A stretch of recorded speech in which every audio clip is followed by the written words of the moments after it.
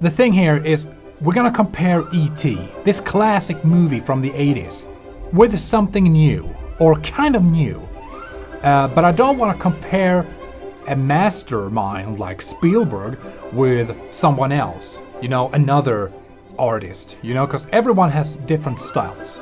So I'm gonna compare Spielberg with Spielberg, and I'm gonna compare E.T. with E.T. And you're thinking, what? Is there a new E.T. movie?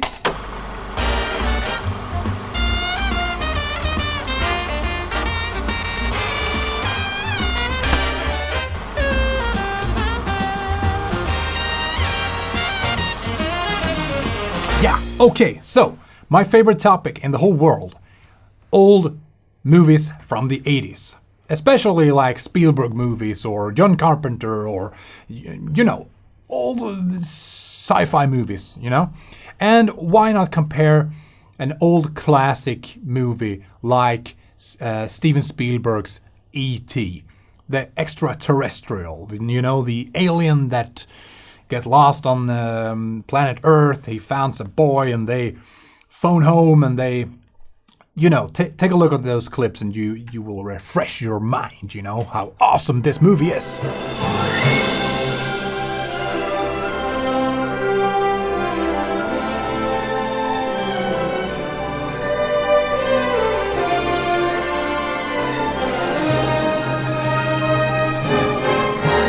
Well, now I think you get my point.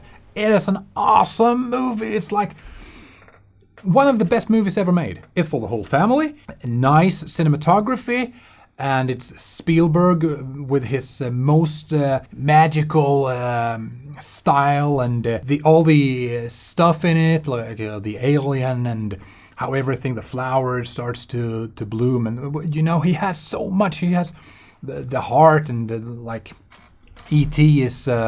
he has his finger. He there's so much stuff in E.T. that you just loved to watch as a kid, and you love to watch it nowadays. Almost 40 years later, you just like, oh man, why don't they do movies like that anymore? I miss that style and that 80s and 90s, like Jurassic Park and stuff. So, and now you're thinking, huh? What is he talking about?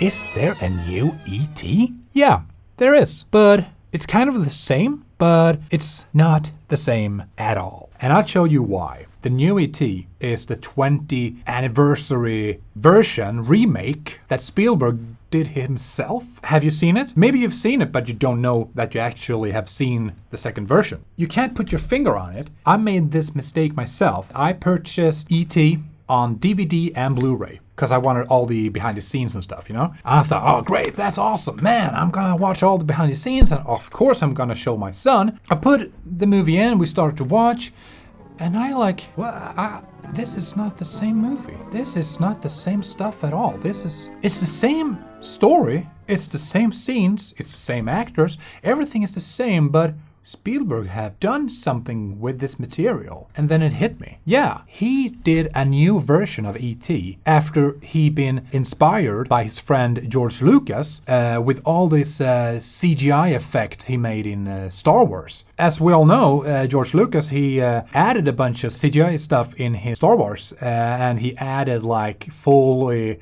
CGI characters with facial expression and tracking and everything. And Spielberg was impressed by George Lucas stuff, and he thought, now I have an opportunity here to make E.T., my little baby sci-fi movie here. I can make that better. I can enhance all the facial expressions on E.T.'s face, because the original E.T. is made by animatronics. It's like a puppet.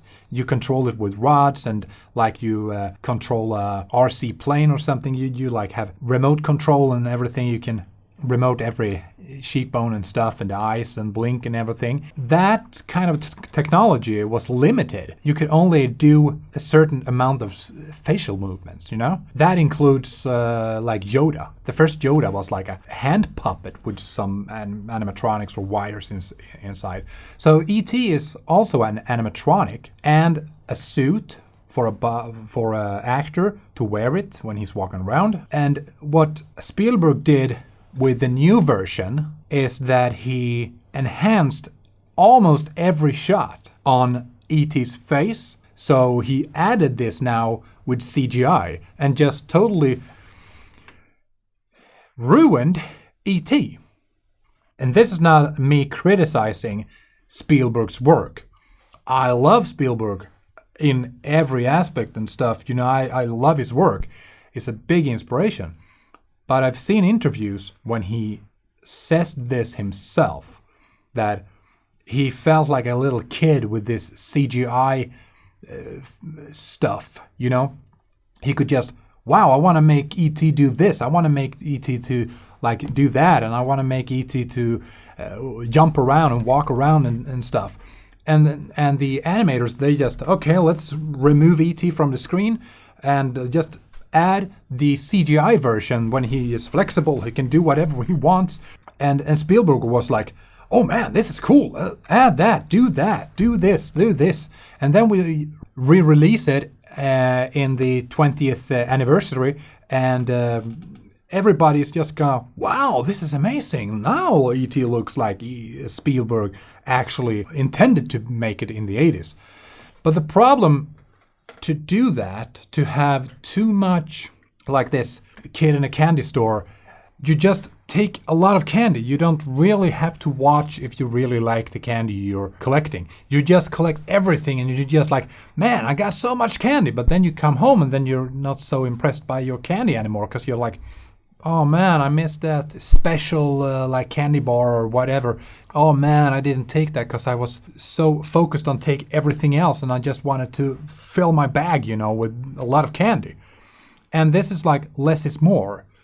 If you could walk in to the candy store and just pick the candy you really, really like, the really loved ones, you know, like, if I take this one, I really gonna enjoy it, you know? And the same thing with making movies or making something else. It's like, it's quality over quantity. And if you can do whatever you want, like CGI, nowadays you can just pack the movie with a lot of crap.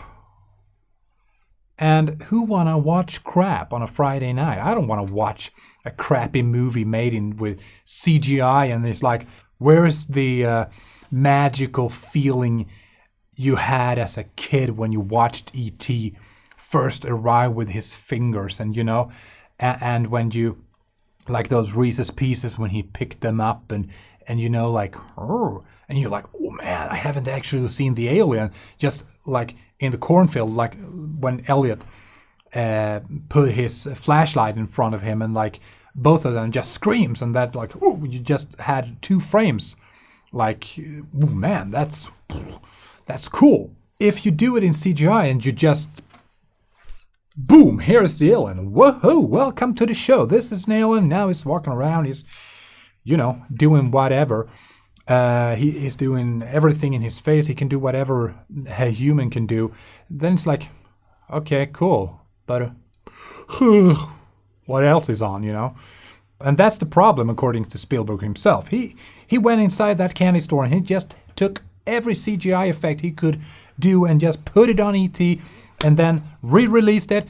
And a lot of people, including himself, thought, no, we don't like this. Sorry, we like the movie. We don't like the extra crap you put on it. Because that heart-warming story with this lonely alien and this lonely little kid in the split-up family and everything, the dad is gone and the, you know, like, I think everything shows and you understand everything in the first one. You don't have to add anything. And now I'm only comparing E.T., right? And to take it a little bit further here to, it's not Spielberg, but it's E.T. They made a commercial like 2 years back or something with E.T. He comes down to Earth again, and this is like a 4-minute commercial or something. And this is actually with the original actor who played Elliot.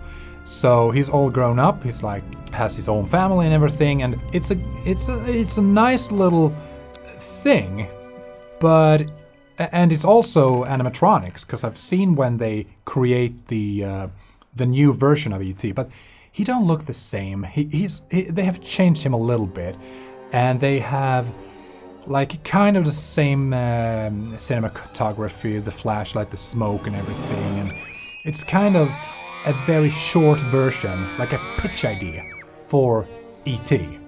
But it's cozy, it's nice, it's like it's very good for being a commercial in the like 2020 or 2019 or whenever it came out.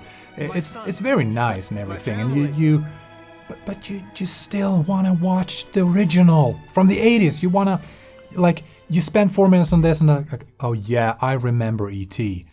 That's nice. But you don't go back to the DVD or the Blu-ray release. You don't go back to that. You want to go back to the VHS. You want to go back to the 80s and watch the real thing. And therefore, when I say E.T., an old movie versus new movies, in this case E.T. himself, kind of like the old stuff better because they were made in the 80s and 90s, like Jurassic Park. Another wonderful movie. And in Jurassic Park, he combined the CGI with the practical, and the CGI was he only used it when he needed to tell the story. And that's the way I want movie makers to use CGI. If it doesn't enhance the story, or if you can do it practical, don't do it CGI if you don't have to do it in CGI. If you're like, man, I've gotta fix this in post, you know? But hopefully you don't have to fix it in post, because you have already spent that energy to pick out that candy that you want to go through the lens, into the camera, onto the film roll, and then out to the audience that are watching this magic stuff you did on set on the movie you were making. As you may see, I'm very passionate about old movies, especially from the 80s and the 90s. So, is it even possible to make movies like that anymore? Or is it something that's belonged in the past and it's like nobody want to see it anymore? If you think that I'm totally lost my mind and you think like I don't agree with you at all, then type that in a comment and let's discuss it. And I want to hear what you think. And if you agree with me in some kind of level, that like, yeah, he's got a point there, and yeah, that's true. There aren't any movies or shows anymore. Then you probably want to check out my own project, because yeah, I'm a filmmaker, and I gathered a bunch of passionate people, and we made this first episode of a sci-fi series. We have UFOs, miniature models, and big UFOs. We have animatronic puppets. Yes, aliens. We have aliens, okay? We have a great story. We have a great soundtrack. We found something. Two brothers make a discovery back in 1947, which will change their lives forever. How much do you think it weighs? Probably as much as Father's truck, or even more. Can we dig it up? If we work all night. Something that wasn't supposed to be here on Earth.